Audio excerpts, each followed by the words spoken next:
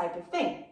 We're going to come back to whatever thing we were using to bend over, and we're going to do a kneeling counter stretch, which is not entirely dissimilar to the child's pose elevated that we just did, but there are a few kind of key differences, but we're going after the same muscles of the back.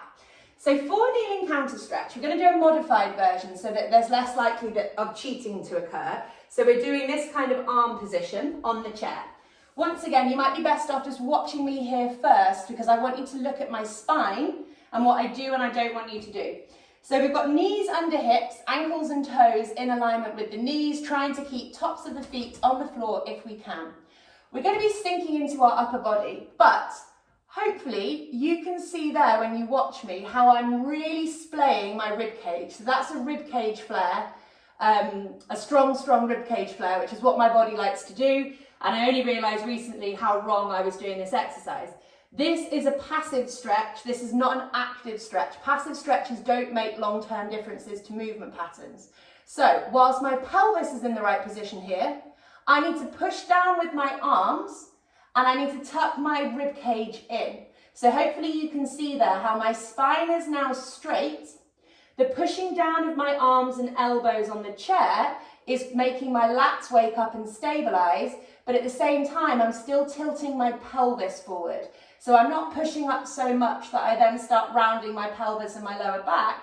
The pelvis stays tilted forwards, but I'm not then sagging through that mid back. So hopefully that makes sense. So I find it quite helpful to get into the saggy position to start with, but then push on the arms and then correct the rib cage, still tilt forwards in the pelvis.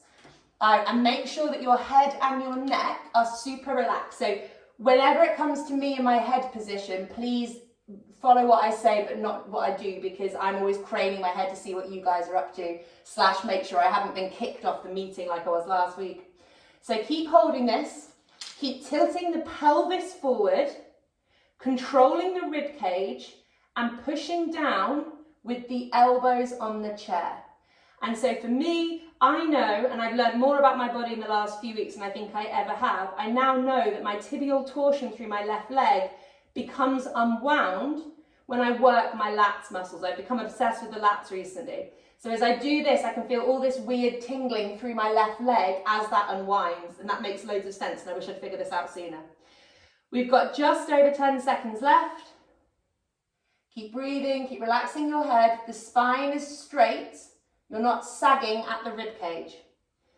3, 2, 1. Good job. We've got a couple more